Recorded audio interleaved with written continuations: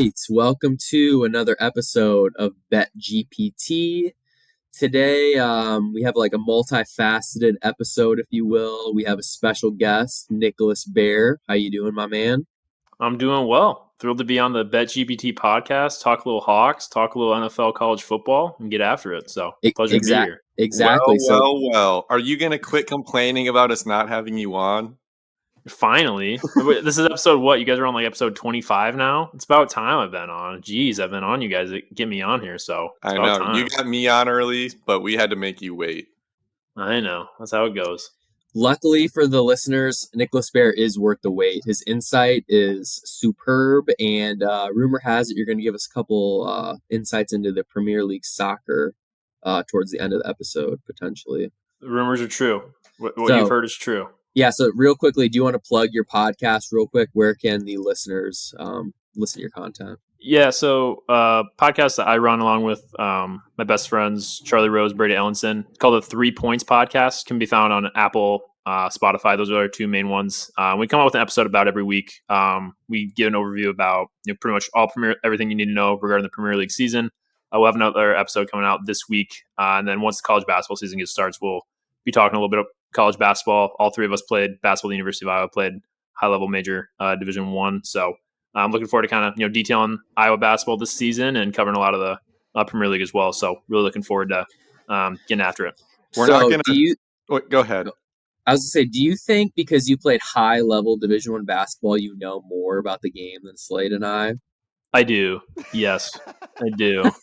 Well, that leads me to my first thing. Baer, over the years, has given us these little nuggets of like guys he thinks are going to be good at Iowa that he's seen practice or whatever. So I know we're not talking basketball, but I just want to get the Brock Harding fan club started right now. I know that's your guy. Give us a 30-second preview of why he's a dog. Yeah, so Brock's from Moline. I played when I was training professionally a few years ago. Brock would like train with us and like with some like guys who were playing both professionally, and he would like hold his own as like a sophomore in high school. So what he'll do, I mean, I'm really excited to see him play. Like he's the perfect point guard that Coach Caffrey looks for. He'll pass the ball, he can shoot, he can score. He's going to be, he's actually like surprisingly shifty. So he's my guy that like really watch out for this year. I've like obviously I know him like really pretty well personally, and I'm excited, but. Yes, I will be the mayor, the captain of the Brock Harding fan club starting off this year. So it's something that a lot of Hawk fans will be excited about too. So I'm excited for the season to start. Excited to get a chance to watch Brock in an Iowa uniform. All righty, it's on the record. I know he's been on him for a while. So you've nailed your previous little nuggets you've given us. So I'm pretty confident in this one. November 6th, I think, is when the season starts. So maybe we'll start talking some men's basketball here soon. I'm looking forward to basketball season this year too. Yeah, it's going to be a little bit different, but yeah, looking forward to it for sure. Yeah, so we'll have a Hawkeye and I guess college basketball preview coming out sometime before the 7th of next month. I think it's the first or second week in November the season kicks off. So we'll try to have something before like the Maui Invitational and those tournaments kind of start happening. But before we get into today's action, I wanted to recap our 6-pack from last week. So if you're a first-time listener, Slade and I, we each give a total of 6 picks on our every Thursday show, and we compile our record, keep track of that, and that's on our Twitter. It's our 6-pack play tracker. Last week, we went 3-3. But luckily our Dolphins minus 13.5 was a 2-unit play. So it was another positive week. So we're sitting at plus 10.29 units. So we track it in terms of units because obviously every person has a different bankroll. We're not going to tell you to bet $20 or 100 or whatever, it could be 5, 10, whatever you want to do. So we're up 10.29 units. And we'll basically break down what we saw in the NFL, talk about why our plays won or lost a little bit later, and we'll have some more plays Thursday. Yeah, and we don't normally give out double units. That's just because we both independently came up with that one. And so we're like, we'll do our first double unit play, and it worked. Yeah, and that was a little sweaty. I don't think I love doing 2-unit plays, so we'll probably keep that to a minimum. But one of your plays was the Iowa-Wisconsin under. So let's talk about the Hawks. I'm sure you guys both watched this game. Iowa defeated Wisconsin in an exciting 15-6 Big Ten battle up in Madison, Wisconsin. Slade, let me hear your initial thoughts. My initial thoughts were the young generation of Iowa fans. I feel like they're going to be kind of oblivious to why the rest of like us older Iowa fans or like our parents' generation, like why we hate Wisconsin so much. They're on like year 4 of Wisconsin just being bad. Like they don't know how many times they've like been a pain in our ass over the years and like why it means so much to beat them. Like my whole life it's been like obviously you hate Iowa State and Nebraska maybe more, but beating Wisconsin has always been like the big win. But they are now, I think, their 4th straight year of being like not even winning the Big Ten West. It's gone Northwestern, Iowa. Last year was Purdue, and now it's probably going to be Iowa again, barring some crazy failure to end the season. So I don't know. At 37 passing yards, we're still on the bus, the 2-phase bus, I guess you could say, because this is a 2-phase team at this point. But I'll always be happy about beating Wisconsin. Yeah, amen to that. And I think to your point too, Slade, you mentioned like Iowa fans, like maybe like some of the younger ones not having that, maybe the same like hatred for Wisconsin. I'm with you. Like I think it's very interesting now. Like I think the reason why Wisconsin was always tough is because a lot of times Iowa, Wisconsin are like mirror images of each other, and a lot of times Wisconsin was just like a little bit better, like either like personnel wise or just like it was always kind of like a scrappy game, but like mirror images of each other doing the same stuff. So it's interesting now getting a chance to see that. Yeah, 15-6 wasn't obviously the prettiest game, Big Ten West to as its finest, but yeah, not apologizing for a loss, but for a win by any means. Yeah, that's another good point. The way that they played has always just been they're the better version of us, and then now they like don't even look like Wisconsin. Like it was just bizarre. I mean, I guess once Mordecai went out, I don't know about you guys, but it felt like once Iowa got that lead, what was it, like a couple field goals? It was like we could probably just need the ball out and punt, and we were going to be fine. Yeah, what was interesting was Mordecai got hurt, and their backup ended up leading both scoring drives. So you can't really say like, oh, if Mordecai got hurt, that wouldn't have happened, because that wasn't the case. Yeah. But like Wisconsin in general, like, yes, this was a great win for Iowa, but once Luke Fickell, their new head coach that they just brought in from Cincinnati, once he brings in his like air raid-ish offense, I don't know how Iowa beats Wisconsin when Wisconsin puts up, 25 points, because that day's going to happen. If Iowa even had one slip up on defense, this is a totally different game. So credit to their defense for stopping everything, but the dam is getting close to breaking. Insert the meme of Phil and LeVar holding up that overweight cheerleader with the Kirk and Brian t-shirt on, because it seems like the last 2 weeks our offense has had one big running play for a touchdown. Last week, Caleb Johnson. This week, LaShawn Williams. And then the rest of the game, it was like I would almost have rather they just needed and punted, because they had a turnover. I think Deacon had a turnover. Was that right? He should have had a couple. Yeah. He almost did. Yeah, and it was just like this. It was almost like you got nervous watching them try to run plays to a point. Was the weird thing about the new Big Ten is Iowa will still play them as part of the like protected rivalry, but now it's not like, do we even have to care anymore about them as much? And that's kind of sad in a way too. But like we don't have to care about them as much anymore, because it's not like Iowa, Wisconsin for the West anymore. Like it's just gonna be best record wins the Big Ten or goes to the Big Ten title game. Yeah. So the current way that Iowa plays, this is their best and last chance to make the Big Ten title game realistically. So looking at the schedule coming up, they have Minnesota at home and then a bye week.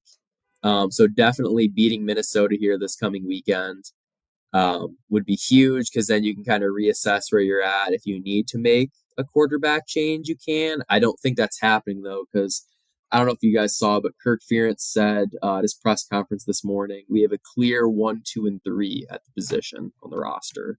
Yeah, and he made a comment like if Spencer Petras, if you guys saw what happened last year when Spencer Petras got hurt, like how big the drop off was. I was like, I don't know if you guys remember, I don't remember a huge drop off between Spencer and Padilla. Like if there was a difference, they were it was different. marginal. Yeah, they were different, but it wasn't like. I mean, I think part of it was just because like it seemed kind of similar level. I agree, but yeah, I don't agree with that necessarily. Oh man. But what you said about, I think it was Corner. You said something about next year them playing this way. Yeah, it's not. Yeah. I don't think I'm saying anything that should surprise me. Yeah, you're not going to be able to win playing this way going next year. So, question for you, Slade, on this. I know obviously there's been a lot of like, and both just kind of our like Iowa football fandom history. Like this is what we know. Like this is Iowa football. We're going to run the football. I formation. Try to wear teams down. Be average on offense, but like really rely on our defense. Like the thing that stuck out to me was like, I mean, obviously Wisconsin made a change. They went with Luke Fickell. This is going to be an air raid. Like it didn't look anything like that we were used to. But it seems like that kind of stuff is what a lot of Iowa fans are calling for on the offensive side of the football. How do you kind of feel as you're evaluating it? Like a lot of that looks like I could see that being Iowa in like 2 years or so, or like if we decide to go like with a different offensive coordinator and kind of being like losing some of these games, maybe 15-6, or like kind of be careful what you wish for. Like, kind of what are your thoughts on that a little bit? I mean, in an ideal world, your defense would stay as good as it is now, but that's asking a lot. And then like your offense. They've ran a similar style offense, and it's never been awesome. But if you go through the history of Iowa's offenses, you can go back 2 offensive coordinators ago, or even under Greg Davis, it was never this bad. So that's kind of why I'm like, you can run this offense if you really want to. It's still going to handicap you to a point, but you can just do it and do it a lot better or a lot more efficiently, or hell, just get a whole new route tree so that you don't have 3 wide receivers staying in the same area and you're trying to throw a ball and wonder why it's not going anywhere. There's ways to still play a traditional Big Ten offense. Like, look, obviously we don't have the athletes that Michigan does, but Michigan isn't doing this with an air raid. There's ways to do it. There's ways to evolve. It doesn't have to be, our most creative play of the day is an end around to Nico Reganey for -4. Yeah. On 3rd down after you just ran it the other way. Like you can do things to do what you do better. Like right now we're just doing the worst version of what we've always done. Yeah. I do think I've felt better about how we've run the ball, at least offensive line wise, the last couple of weeks. That's been a huge improvement, which I mean, we actually we literally need, because if we can't run the ball, I mean, obviously we 37 pass yards.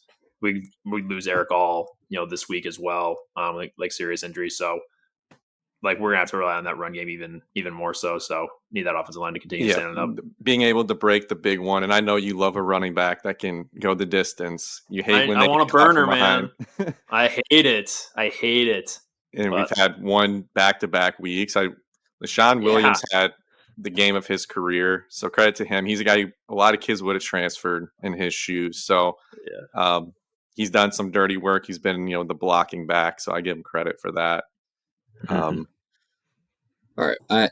Not to interrupt you, I have a couple questions for Nicholas. The first question being, I know you played a different sport, but still, you're playing high-level D1 competition. When you had a week off in between games, like Iowa's about to have, they're going to have a bye week in 2 weeks. Did you find that your coaches were willing to take more risks in terms of like making a drastic change to how you guys play? Because I think that on the 28th, or that week off in 2 weeks, I think that's a perfect time to get Cooper DeJean involved in the offense. I just feel like that is the perfect time to give him the reps in practice, to change a little bit, even if it's just add 15 plays in. Like, you got to make a change. So do you think that'd be a good time to do that, Nicholas? Yeah, I mean, with basketball, it's a little different. Obviously, like a bye week in football, you get essentially like 14 days in between, whereas like basketball's really just like 1 week. But yeah, we would throw in like new sets. We'd throw in like new actions, new motions, mix a few things up defensively, and like really work on ourselves that week for sure. So like nothing necessarily like super drastic, but like we would make adjustments, which I think all good programs do. I personally would love to see Cooper DeJean on offense a little bit more. Like, I think I even like midway through this season when we were still pretty anemic on offense, but now and Slade would love to get your opinion on this too. Like, we have like very few options offensively, and like that guy, like I know he plays on the like defense side of the ball, but like he just needs to have the ball in his hands. And I'm not saying like playing like Travis Hunter where he's doing both 100 snaps or whatever, anything like that. But like I think he's got to be involved, whether it's like Wildcat stuff or in some capacity get him involved. So I completely agree, Corner. I think he should. I'm not sure if they will, but I think that's a good time to do it too. I don't think they will. I think they should. The only thing is our backup corners are both out, so you would be risking, like, obviously if you risk an injury on offense, but then you could also be like, oh well, he's already out there on punt return. So does it?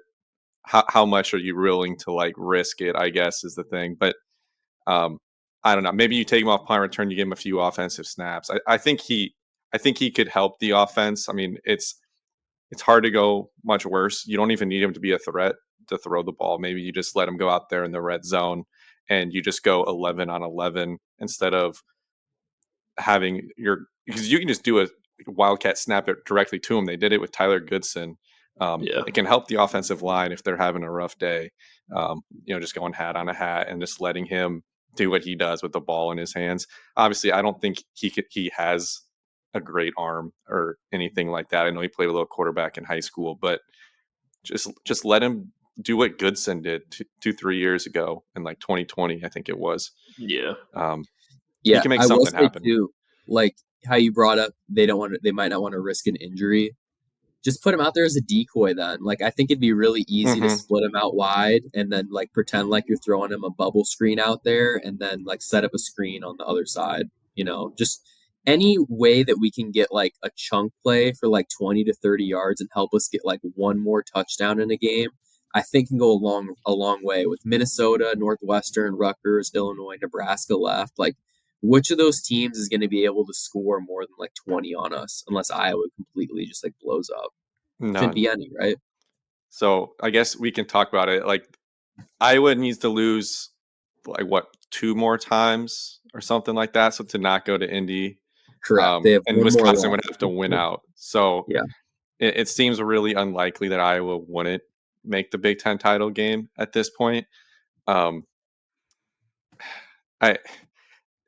The thing is, when you play with such a small margin for error, it's always going to make every game dicey. Like, we were losing the fourth quarter to Michigan State, and I think Michigan State's pretty damn bad. So like, these are going to still be 5 games where you're sweating it out till the very end. And like, my fear is, well, now you're down to Eric All and you were already decimated at tight end.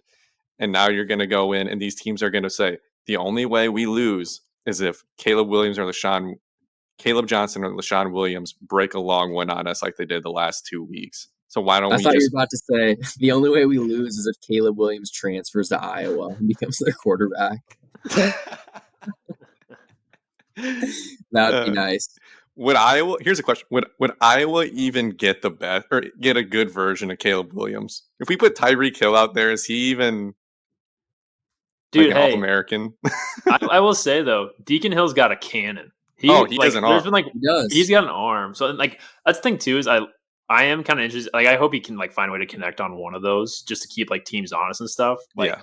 Dude, he really he gunned that thing like 60 yards this past weekend. So he's got an arm. It's just, it always seems like it's coming out hot. And it's a fastball. He's got one pitch. It's a fastball. Yeah. Any of those underneath routes, it's like those wide receivers are like trying to get their hands on it. Yeah. I think it's going to be really important too, for like how the game script is going in terms of like Iowa needs to get a lead or keep it competitive. If they're down, I think if they're down 7, okay. If it's a 2-score game and you're forced to be throwing on those like second and longs instead of being able to run like Iowa did basically the whole second half, like I don't know. I don't think they can win if Deacon Hill's you're dropping back to pass 25 times. Like, they got to keep it under 20. Here's a question for you guys. Do you think that Iowa being in the Big Ten West, and this has been talked about on like some of the like Des Moines talk shows and stuff, is like, if is Iowa being the Big Ten West in a way allowing them to be like complacent and like offensively, because they kind of just know we can just let our defense go out there and our special teams go out there, and our offense can just basically sit on the ball, and we can beat Northwestern, we can beat Illinois. These teams, well, we lost Illinois last year, but we can beat these teams just off of the defense and the special teams. And then when we play a good team, that because you're not going to shut out an Ohio State or a Penn State to keep them under 17. That's when you run into issues. Yeah, I agree. I mean, I agree with that statement. Like, part of it is just like quality of the competition we're playing. Sure. I mean, yeah, when you have Torrey Taylor back there pinning guys like inside the 10 multiple times and forcing teams to drive 90 yards, like, yeah, play that advantage for sure. My whole thing with this whole year is just like, I'm just going to lean into it. Like, I'm not going to apologize for being 6-1. We're going to play some like really poor teams here in the Big Ten West, but like kind of like a last dance, so to speak, and just kind of like try to enjoy it while we can. But like, yeah, there needs to be like massive overhaul in the offseason here on the offensive side of the ball. And I don't think that makes me like someone who's off the bus necessarily. Like, you can be both. You can like say, hey, this is what we got this year. This is what it's going to be. We're going to lean into it, but I don't like if we go in 11, like whatever, 11-1 or like 10-2 and we get to Indy, like I don't want to run it back.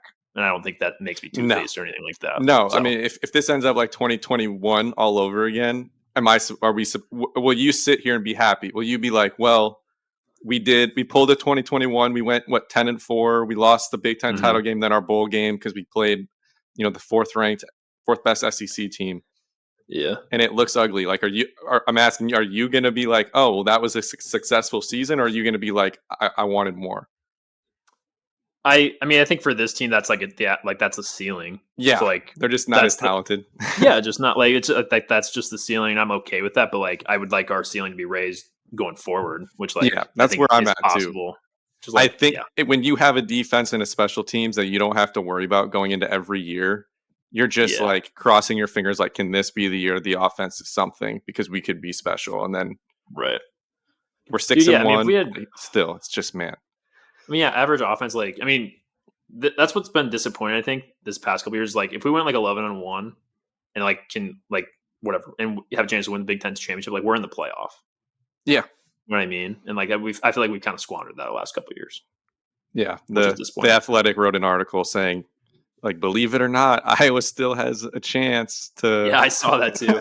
To make the playoff. And the comments are just people like, please, God, no. Like, there was talk, like, there were people like saying like the Big Ten wouldn't even, or the Big Ten maybe won't even let Iowa play in the Big Ten title game. I think that's pretty ridiculous. They've let a Northwestern team in and a Purdue.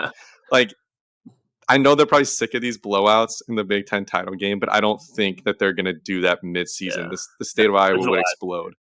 This is it. Last year. But yeah, I mean, we always go into that thinking like, but hey, like, what if, get an early like special teams touchdown? And it comes like a little chummy game. See what happens. Just don't let Deacon throw picks, or that's when we're going to get nervous. Yeah. But yeah, living it up. Let it ride. I'm excited. I guess question for, and I'm not sure what other things you want to talk about, but you kind of went through the schedule there. Are there any games specifically you're a little worried about? Nebraska. You're worried about Nebraska? Okay. I mean, me too. I genuinely think Nebraska is probably going to be a Vegas favorite. I'm concerned about Illinois. And I know they're bad, but I feel like that being like a trap game, like last game at home, kind of looking ahead to Nebraska. Like, I know that, like, Nebraska. I mean, I know Illinois just beat Maryland this past week. I feel like that's kind of the one spot where I'm looking at a little bit. Yeah, I'm always nervous this time of year because, like, remember last year after they won versus Purdue, Northwestern, and everyone's like, despite how bad it's been, despite everyone talking about how bad our offense is, like, we're still gonna play in Indy. And then they go and they lose to Nebraska at home the last week of the year, and they were 3-8 with an interim coach. And it's just like, guys, that's why the margin for error is so damn small. And that's why it can bite you in the ass any week. We're going to have to sweat out a Northwestern game. Like, it's just, I don't know. I know. It's fun. But yeah, us three, front row of the bus. We're riding. We got our hats on. Yep. The bus driver might be hammered, but it doesn't matter. We're good to go. Yeah. Are you prepared for, like, if Iowa wins out and we get to like a top 10 ranking or so? I don't even know the Big Ten championship. they'll I know, but like teams are going to lose. Yeah, I mean, 11-1. If we got to 11-1, I think they would give us a little boost to get us some hype for the Big Ten title game. They'd have to rank you. Well, I guess the college football playoff rankings, when do those start? Probably within like the next 2 weeks, right? Probably. So if assuming Iowa wins out, if they go to the Big Ten title game, they will make the college football playoff if they win. So I would find it hard to believe that they'd have them like 12th and then bump them all the way up to 4. So I could see them getting in like the 7 to 9 range, as crazy as that sounds. That is a good point. I mean, they're not going to jump you from like 14 to 4. No, but I mean, if we do win the Big Ten like championship game, like I mean, a one-loss Big Ten champion, like on a blind, like if you told me like, hey, one-loss Big Ten champion made the playoff, we're like, yeah, that makes sense. But like, obviously, our eyes are telling us a different story. But it's we can start talking college football playoff after the Northwestern win. Then it gets a little real. I love that. That's the next Talking Hawks 3 weeks from now. Perfect. So. Yep. But okay. Any other Hawks insight from you guys? Are you ready to skip ahead to the NFL? We can definitely skip ahead. Okay. Yeah, good with me. Okay. All right. So Nicholas is an avid NFL bettor as well, so this is going to be a perfect fit for us today. Not quite perfect. I'm not plus 10 on my units. I promise you that. Well, divide that in half. We're 5 each. You're around there. I'm sure as hell not 5 up either. You could be 10 up if you just played our plays. That's true. That's what I got to start doing. It's easy as that. All right, let's just quickly. We're 25 minutes in here. Let's do another half an hour or so on NFL and college football. Oh wait, I have one last thing on Iowa. Can we talk about how Iowa has a 31-point total this week versus Minnesota, and how we're still all betting the under? We are taking it. The under. We already bet it. It's a lock. Put it in the 6-pack. It's good to go. All right, go ahead. Okay. Well, we'll see. Is that going to be in your 6-pack, or you're thinking about it? More than likely, but we'll see. Okay. All right, NFL recap. Let's go back to last Thursday. As predicted on our podcast last week, we said the Chiefs-Broncos game was going to be really boring, low scoring. The most exciting thing was probably going to be a couple Taylor Swift references by the announcers. And that's exactly what we got. We got the Chiefs. They beat the Broncos. The Broncos actually got it close towards the end there, but Slade, I know you're a big Chiefs fan. Shout out to your boy Harrison Butker for the 60-yard field goal. But Are you nervous about their offense, man? They don't have any wide receivers, and have you looked around the NFL? Am I worried about the offense? The only thing I'm worried about is that they need to have another wide receiver besides Rice step up. And keep Travis Kelce healthy. No, I'm not worried about the Chiefs. Put them number 1 on the power ranking. And Penn. Nicholas, don't you think it'd be nice if they had like a Tyreek Hill or someone? I mean, yeah, it'd be nice. I'm with Slade though, as someone who also has like Mahomes and Kelce on their fantasy team right now. Like, I watch a lot of Chiefs. They're not the same as they used to be, which has been kind of a little disappointing. But like, that defense is way better too. Like their defense is balling out, and like, yeah, Pat Mahomes, I think they're just gonna like find a way every game, like figure it out. So no, I have Chiefs number 1 on my power rankings too, Slade. So thank you. I'm if you weren't here, I'd be getting bullied for this. But do you can't have that. Trade deadline is like what, Halloween or something like that. Do you guys think that the Chiefs make a trade for a wide receiver?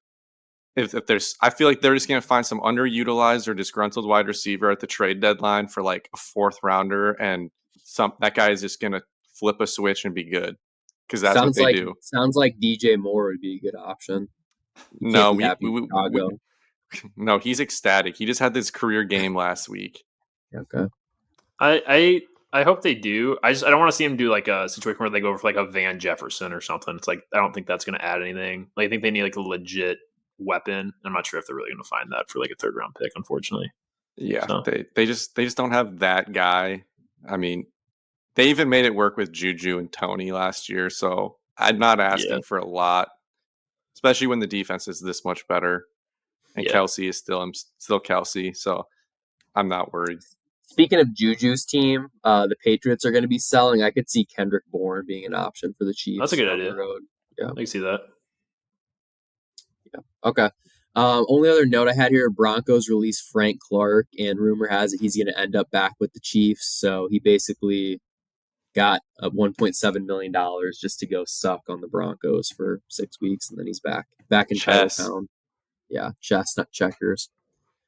Next up, this is a game very close to Nicholas's heart. Titans against Ravens.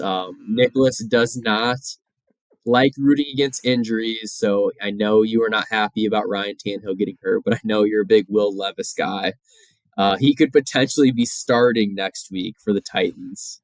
So two things. I took the Titans over 7.5 this year for their win total, which that is not panning out to look very good right now.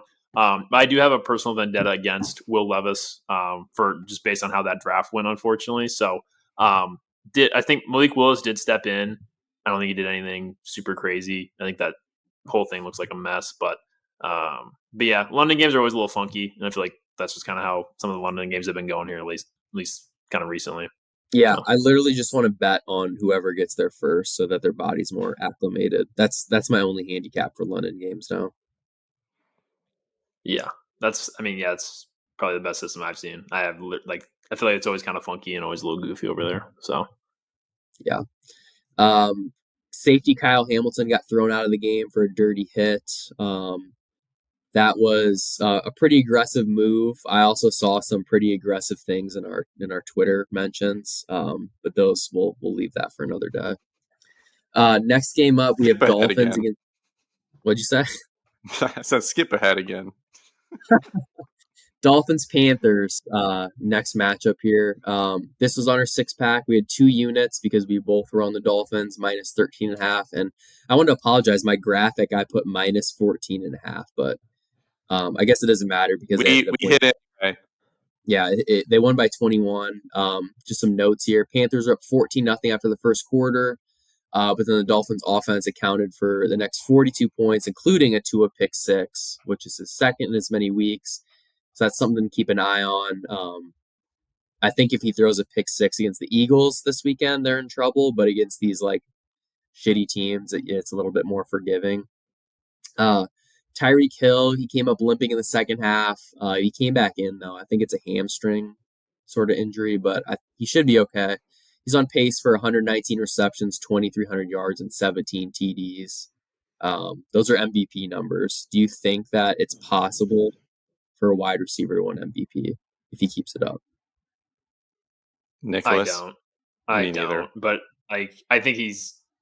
If anybody were though, I think it'd be him. He's almost at 1,000 yards already. So what you think Tua would be the MVP then?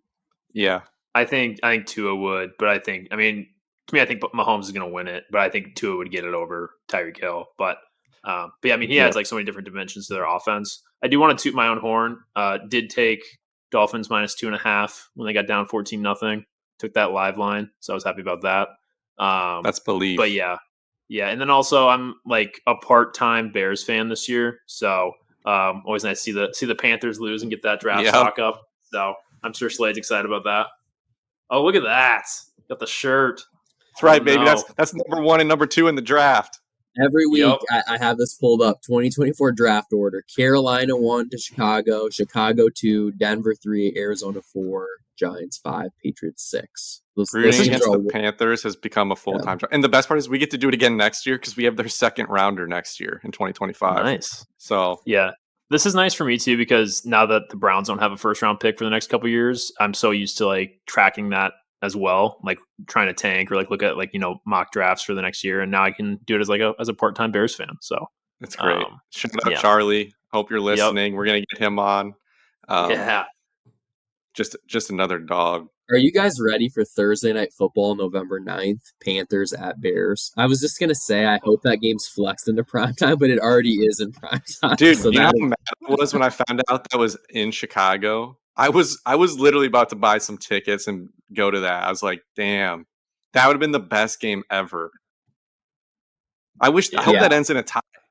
We should bet a tie. You can probably get that at 50-1. Throw $10 on that. Especially what week is that? I think 3 weeks from now. Yeah. Yeah. Badgett is probably going to be the quarterback for that game. There's a real chance that this is just a disgusting football game. Someone has to win, man. Let's skip ahead to Vikings Bears. Tyler Badgett came into play in the third quarter, immediately fumbled. Vikings scoop and score. He's out of Shepherd University, D2 in West Virginia. He had 159 touchdowns in his career. Literally has a cannon, apparently. Mm-hmm. His senior year, he got in the transfer portal and then decided to visit Maryland and West Virginia, but decided to chase a Division II national title. Didn't end up winning, but stayed at Shepherd for senior year. Now loyalty. He beat out Peterman, and now he's potentially going to be the starter for this week's game. Yeah, it's hard for someone to go from that to walking into the Bears offense. I mean, the first play I think he was in, the ball was snapped over his head and he had to jump and catch. And then the second play, he strip sacked because someone just missed the block totally. And then he made a terrible throw. It had to get tipped, right? That was the worst duck I've ever seen out of a quarterback's hands. So I'm hoping it got tipped, but I don't know if it did, honestly. It was just that bad of a throw. So he had 2 turnovers out of 4 drives. He also did have a touchdown.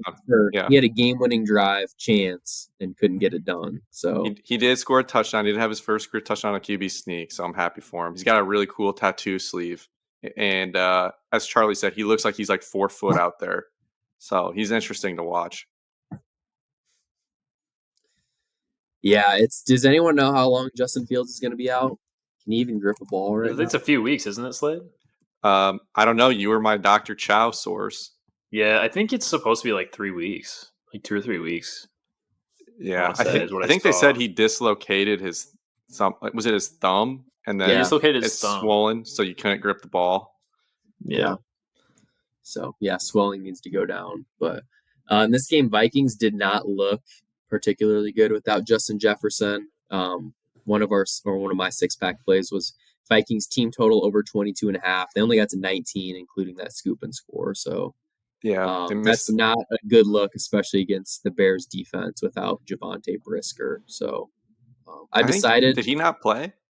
Oh, I don't know. I was just gonna try to bring him up. Is that his name, Javonte? It's Jaquan. We talked about this last episode. I know. I want to make sure I didn't get it right. I'm gonna change his name every single episode and try to say it until I run out of names.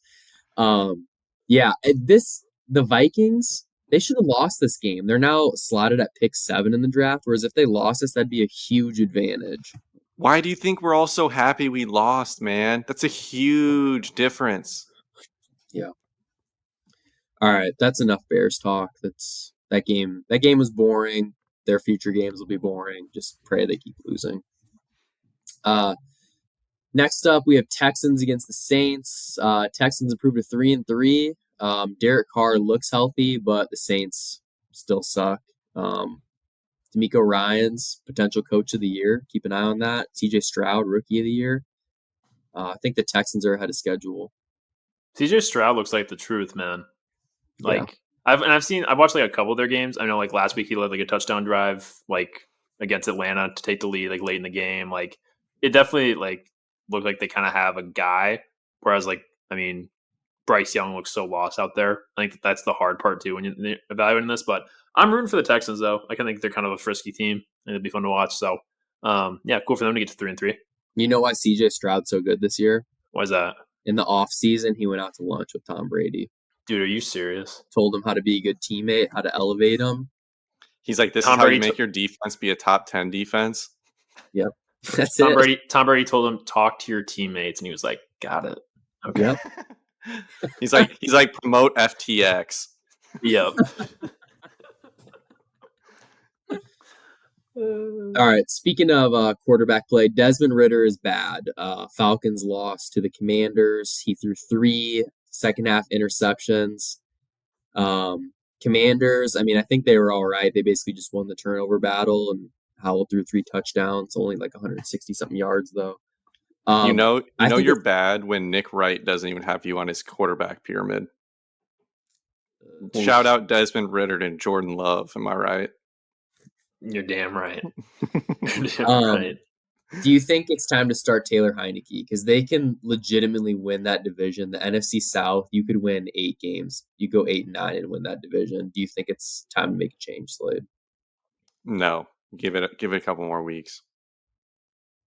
He sucks. I Sorry. totally disagree. Sucks. Yeah. Well, and I guess kind of question two is just like broader. Like, I feel like there's like an epidemic of quarterback play in this league right now. Yes. Like, I mean, Tyler Bagent is starting. Like, there's no at least like competent like quarterback play that like the Falcons could just rely on. A team got solid defense, they're gonna rely on the run game anyway. Just really need someone to like be an adult and not make mistakes.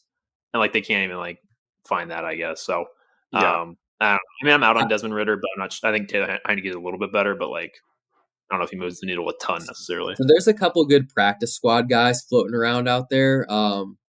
Just like visually, how did Max Duggan look a couple weeks ago when you saw him in person? Did the arm? Yeah, look I saw strong? him. Does he look primed to play? If someone, yeah, he was saying he's ready to roll. Had a chance to chat with him. Yeah, I mean he wasn't. I mean he's back home for like the Chargers bye week, but yeah, it was cool to see him there. He's about looks about what I expect him to be. Like I think he's like 6'2" or so. So you strong, think he's kind of small? No, he was a little bigger like than I anticipated. He has a thick neck in that photo. I was like, that dude's got a big neck. He's strong, man. Strong dude. Does he have a girlfriend? I think he does. His girlfriend was there. Okay, I think she was in the same sorority as my fiance. So okay, I just wanted to look out for you. Appreciate that. Yeah, I was very concerned. But yeah, this Falcons team. I don't know what they do from here. They got to figure it out.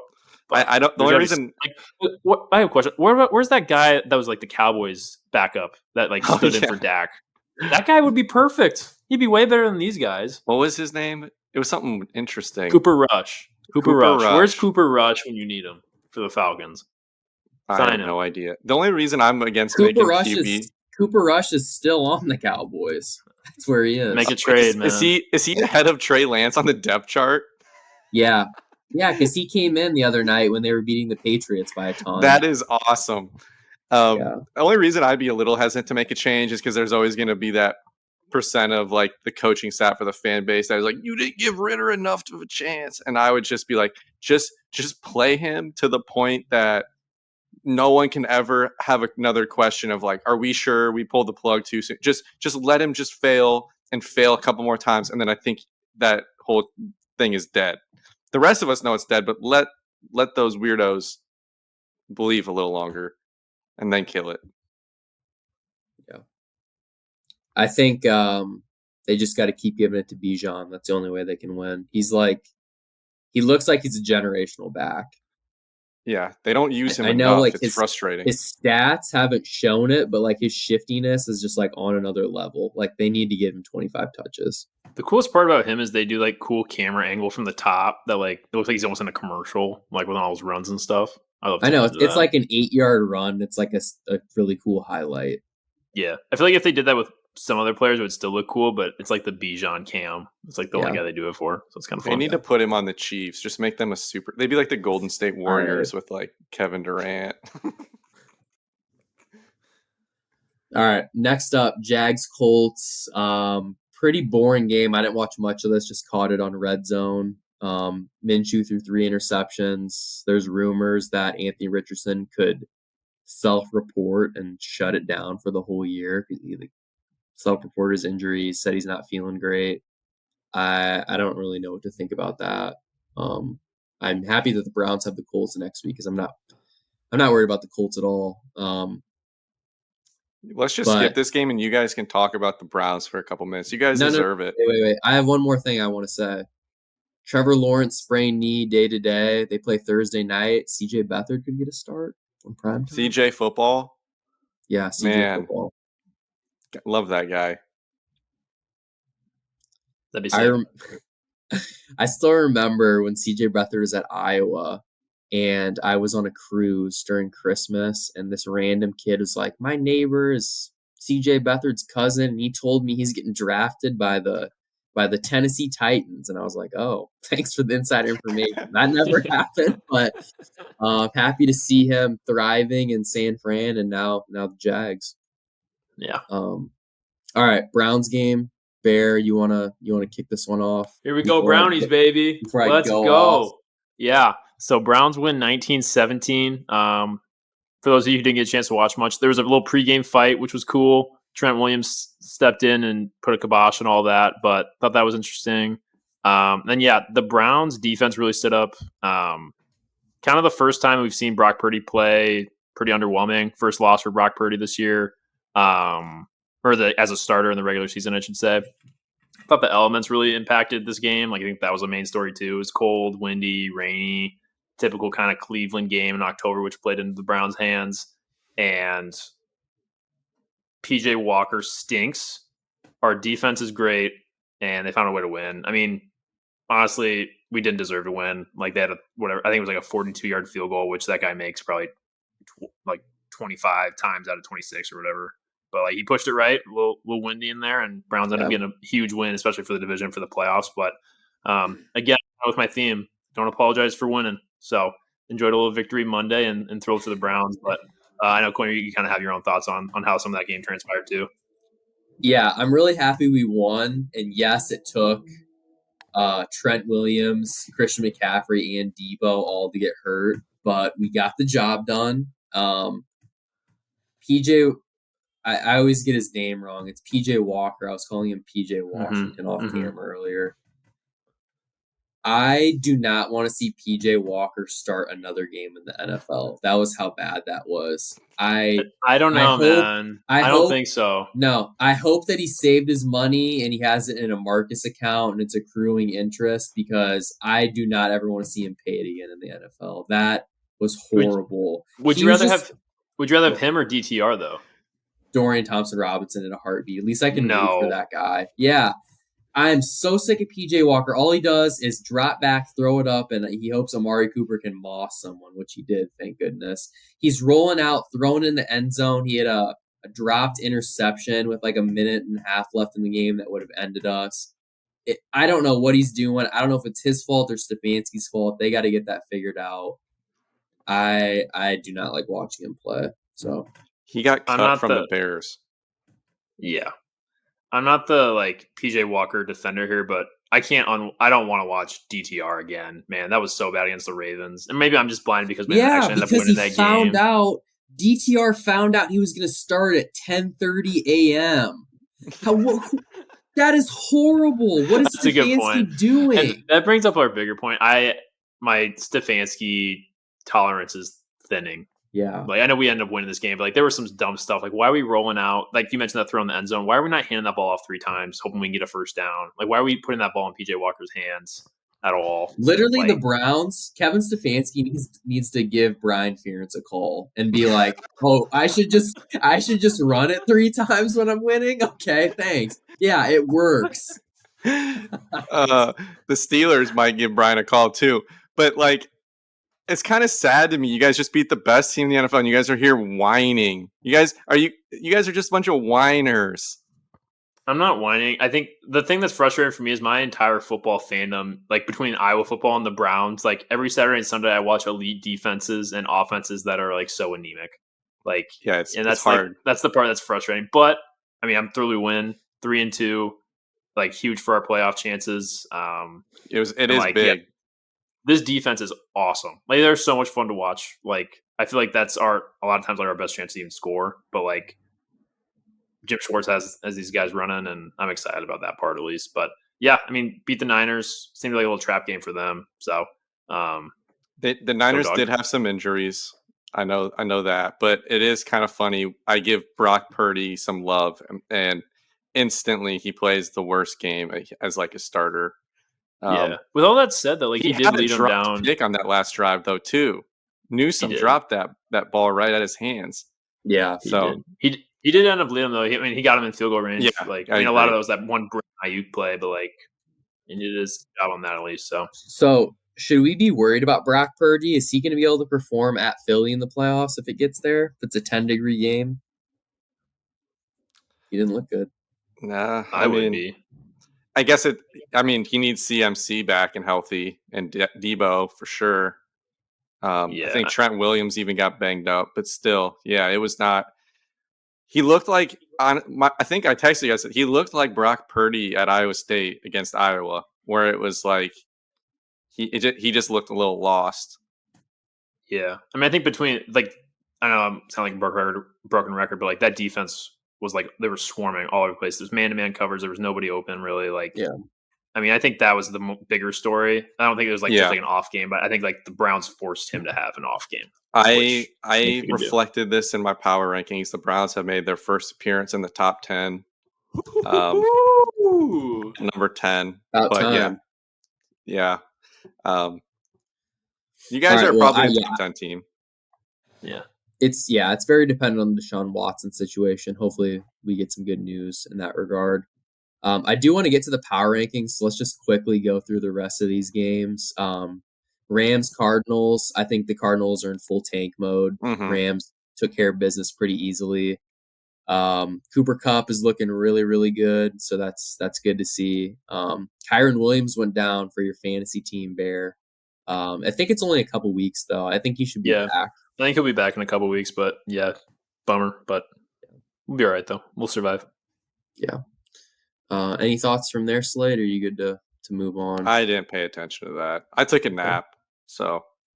Okay, well, you're always taking naps, man. Here's the game. I don't know what's up. Here's a game you probably did pay attention to. Jets, Eagles. Jalen Hurts. He had his welcome to the NFL rookie moment in his third year. He looked horrible. They're up 14-3. Jets out their 2 top cornerbacks. They should just coast to a win. Meanwhile, they miss a 37-yard field goal. Jalen Hurts throws an interception on a 3rd and 9, where if they would have converted it, they probably could have ran the clock out or gotten close to it. They get the ball back with like a minute 40 left, something like that, and he can't drive down the field and lead a touchdown. Just totally looked very he didn't look like he had a lot of energy. He was just sad on the bench, very un-Jalen like. So I'm a little bit worried about the Eagles. I don't know about you guys. I mean, I don't know. I think what Lane Johnson got hurt and their offensive line suddenly wasn't absolutely dominating, and suddenly Jalen Hurts doesn't look as good. I only watched the last drive of the game when he should have had his 4th pick of the day. So, I don't know. I just think the Eagles are still good regardless of whoever their quarterback is. Yeah, I mean, they have definitely one of the better rosters. I think this story is more so about the Jets, though. Like they're 3-3 now, obviously without down Rodgers. But even when they started the season, I feel like looking at those first 6 games they had, like if they could finish 3-3, like through the first 6, like I think that would still be something to be like positive about. And to do it without Rodgers and with Zach Wilson, like I think that's huge. But I mean, yeah, it sounds like Rodgers could be coming back here by week 14, 15, and he's out there walking around, throwing a football. You know, he's doing all types of stuff. So he is like making it seem like he's Superman. That dude, he's taking 2 steps and throwing. The second he rolls out of the pocket, something might pop. I don't know. Dude, Cade was throwing this weekend. Yeah, I'm not being serious. So it's just like everyone's like kind of talking about like, like these, like look at him on the sideline. He can like throw, or like he's which I think it is kind of crazy that he is walking though, and appears like no boot. Like he's got like strap and stuff. But like, I mean, for 38, like he does look to be like at least rehabbing pretty well. He kind of is better looking now than he was at 28. He's kind of pulling a Tom Brady. A little renaissance for Rodgers. Love that. Yeah. Well, Tom Brady started looking better, and then his last year he looked like super sickly. I think he looks a little bit better now. That was probably just his divorce coming at him, but no personal stories needed here. We can just keep talking football. Can someone else talk through the Bills and Giants so I can interject and fight for the Bills? I didn't watch, so Baer, this is you. So I also did not watch, but I can give a little synopsis. Basically, like,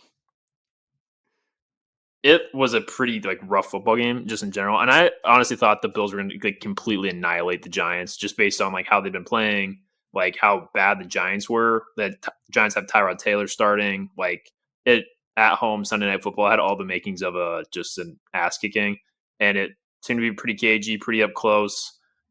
Josh Allen had a touchdown, seemed to be thrown into traffic, didn't look overly impressive. So like that's the kind of thing with the Bills. I feel like they're always kind of like they have that little like you can't unsee it, like when you see them like play against the Giants like that. You can't really. I feel like they always have that like little thing like in the back of their head, like a little skittish. So they're a little, they look mentally weak.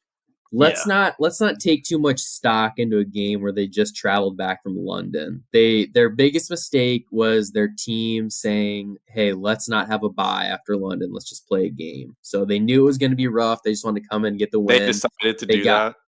Yeah, the NFL gives them a choice. What are you laughing for? Really, the NFL gives them a choice. Yeah, that's weird.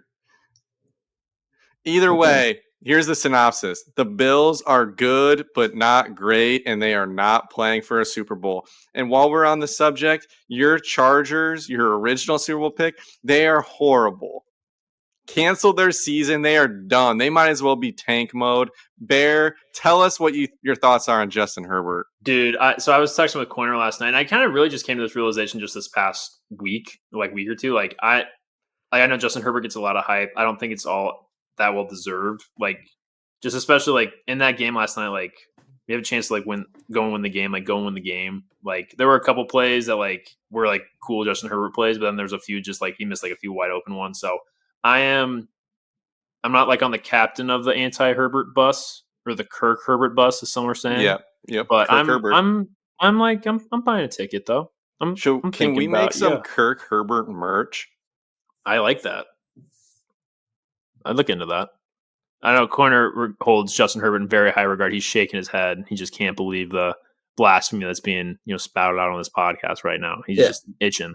You texted me last night. Justin Herbert misses one throw, and you're like, he's a bottom 5 QB in the NFL. I did not say that's essentially what you said. It's such a classic That's move. essentially what you said. I'm not sure what Max Duggan whispered to you, but Justin Herbert is the franchise QB, and he's there to stay. So I'd place him. He's just ahead of Badgett, is what I'd have him at. Just kidding. Just kidding. I don't want to give too much of a preview, but Chargers at Chiefs this week.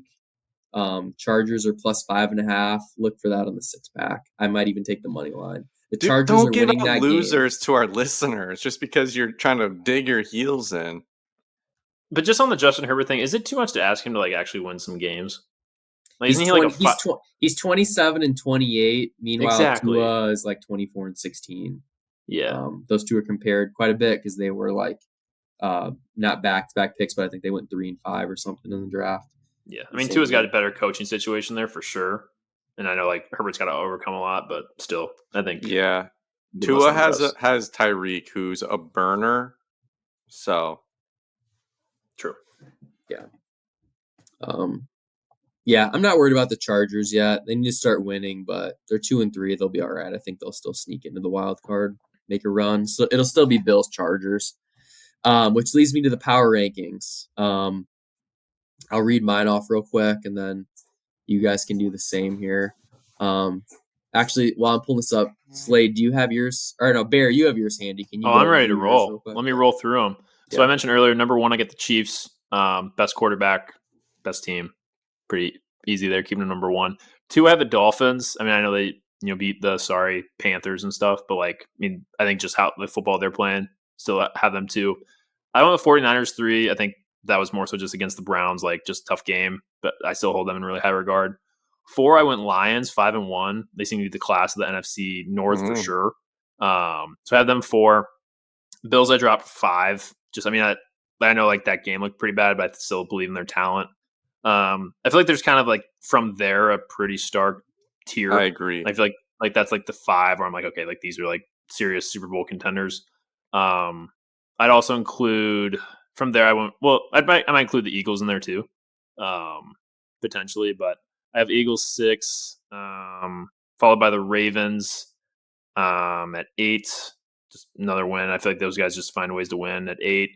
9 Cowboys, big win against Chargers, and then I do have the Browns 10. So pick the Browns 10 based on the defense. If Deshaun Watson come back, great. I think they can really jump up those. But those are my power rankings. That's what I got after week 6 here. Not to be too critical, I think that was good, but the Bills probably should be a little bit higher. Going to my power rankings, my power rankings have them 5. Get your own power rankings. Okay, here's mine. Niners 1. Not worried about them. Wow. I don't even really care how many more games they lose. They're going to roll through the NFC. Niners 1, Bills 2, Eagles 3, Chiefs 4, Dolphins 5, Lions 6, Cowboys 7, and then Ravens, Browns, Seahawks to round out the top 10.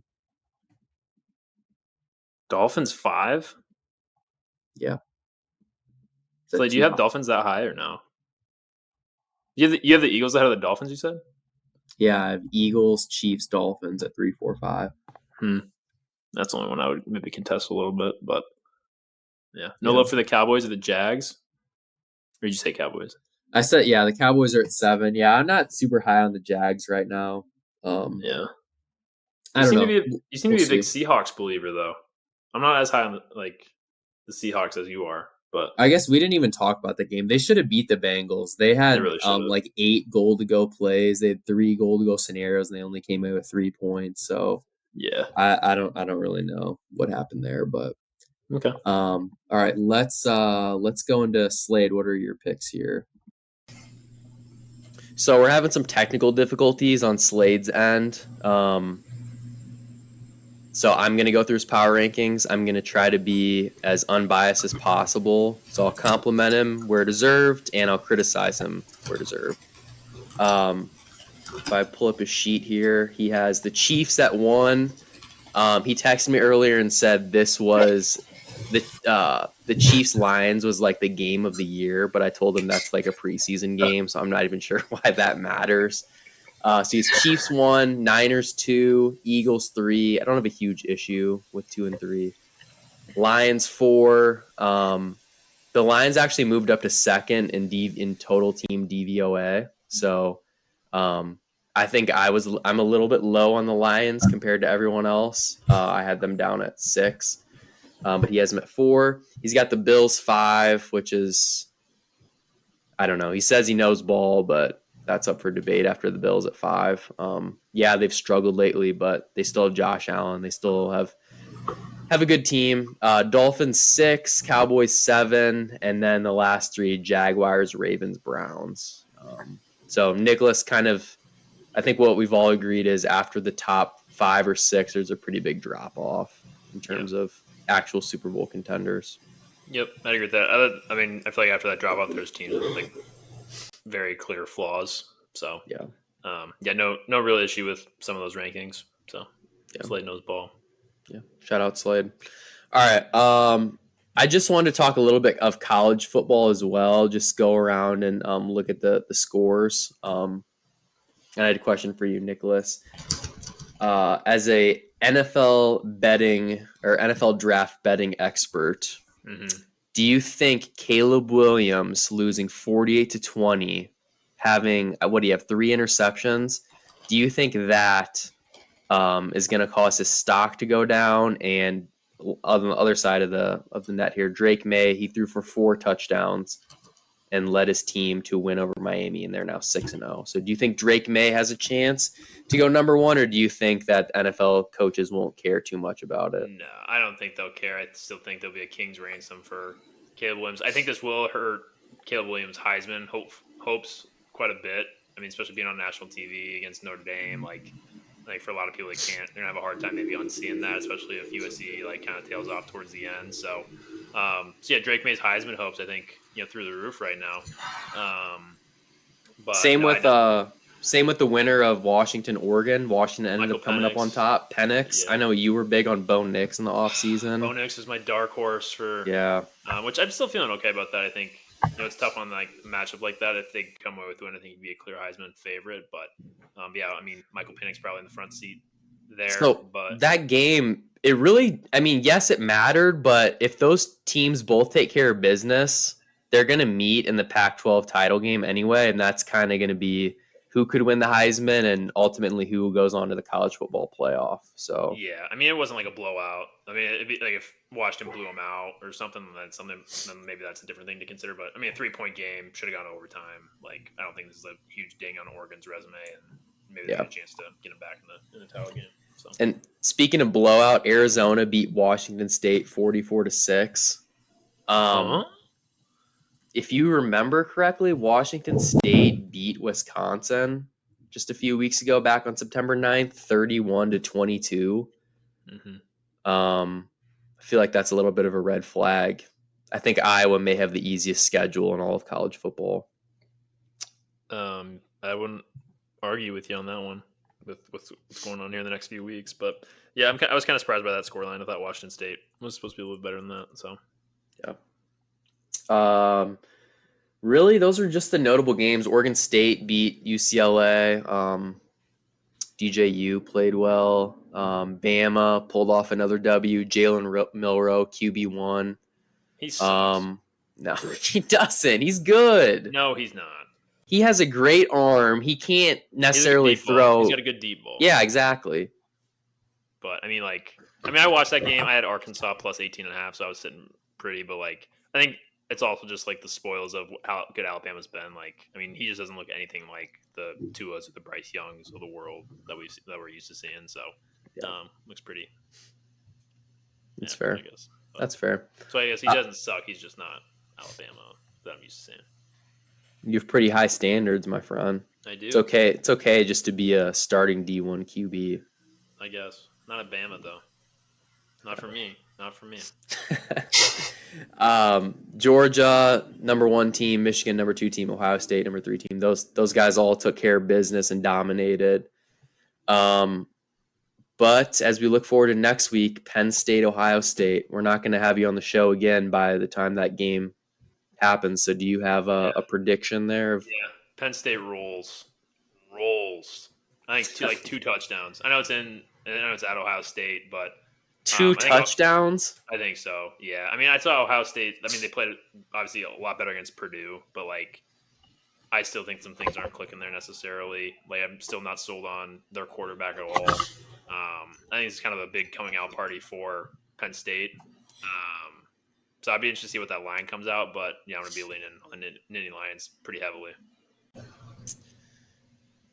Let me pull that line up for you. It is Ohio State minus 4.5. Dude, what's the money line? What's Penn plus State 150? I like that better than the points. Well, you think they're going to win by 2 touchdowns, and the alternate spread, Penn State to cover 3.5 is plus 230. Might as well bet that. Dude, I bet that in a heartbeat. I'm going to do that. I'll let you know. Okay. It's on FanDuel. Okay. Check it out. Yeah, I like the Nittany Lions in that. Are you big on Ohio State or no? No, I'm not. I just don't. Talk about that later. I think it's going to be a field goal game, but we'll see. I'm not really impressed with Kyle McCord either for Ohio State. He's, yeah. Who would you rather have, Jalen Milroe or Kyle McCord? Probably Jalen Milroe. Who would you rather have, Jalen Milroe or PJ Walker? What's sad is how similar they are, though. They really are. They really do. I'd still probably take PJ Walker, but I'd have to think about it. Yeah. All-time Temple great PJ Walker. Shout out Matt Rule. Yep.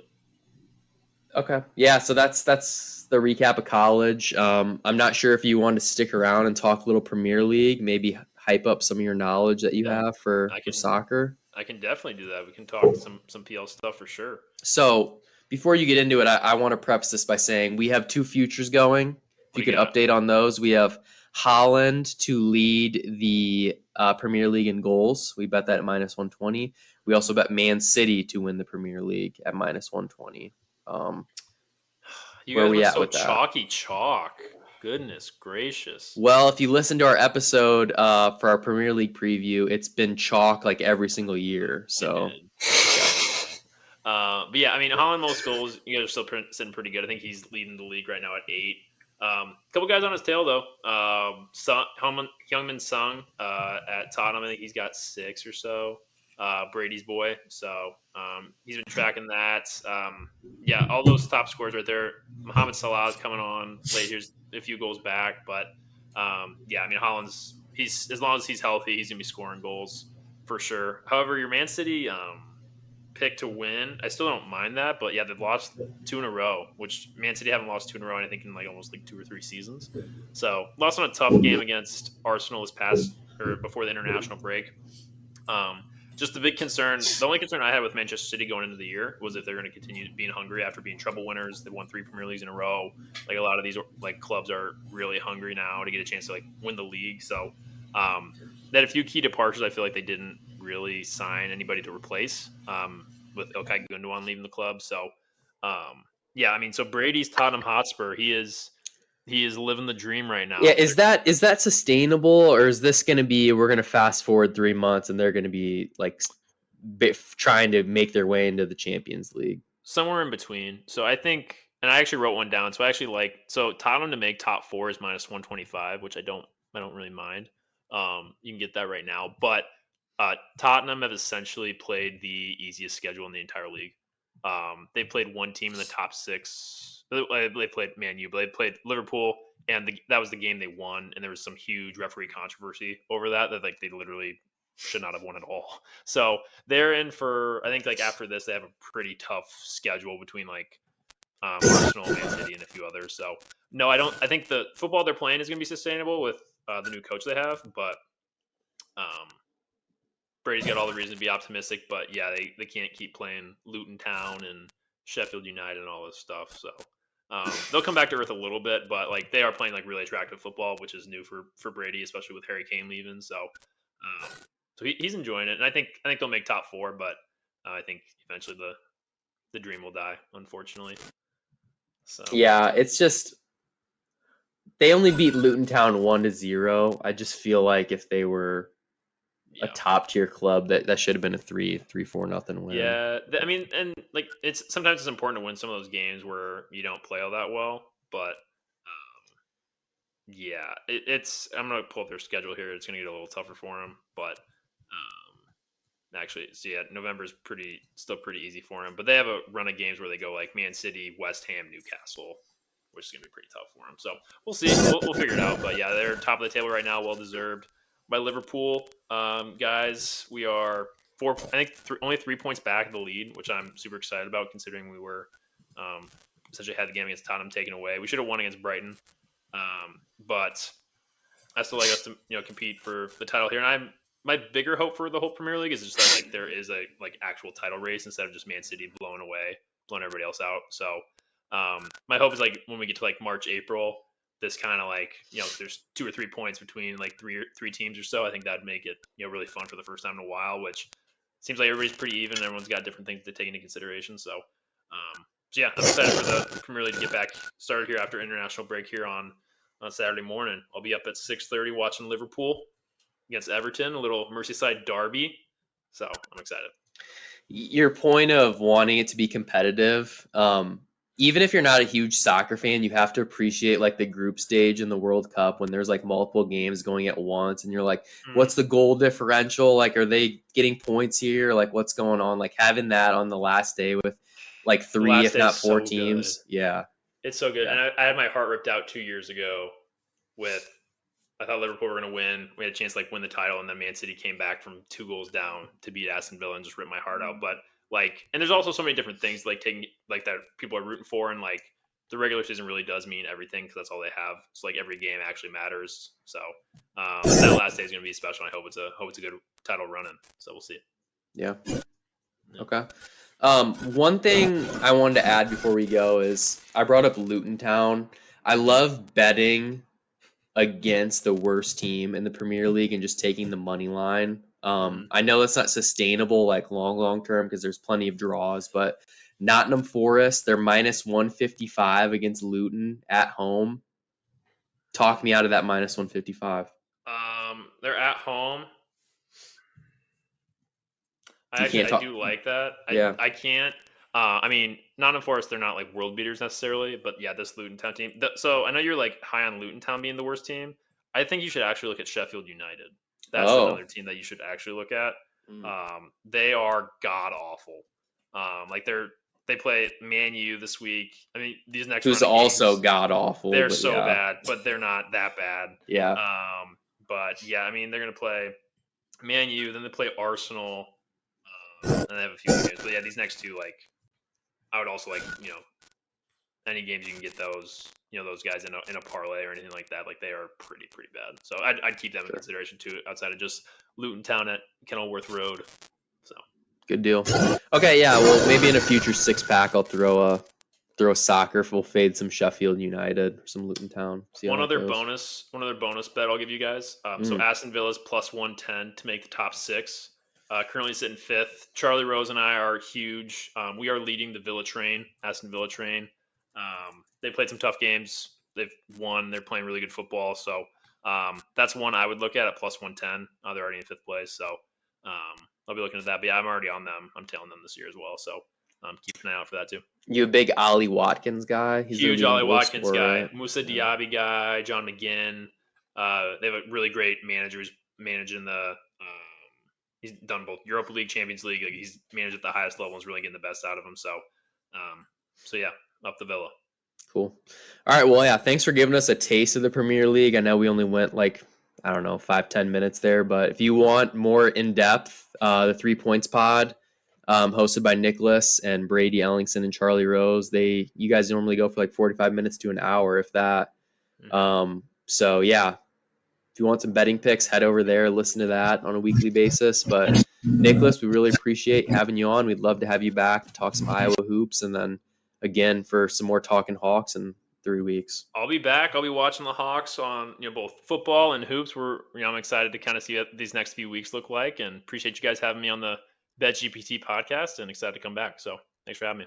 All right, sounds good. Go Appreciate Hawks, it, baby. Let's go. All right, go Hawks. Thanks for listening, everybody.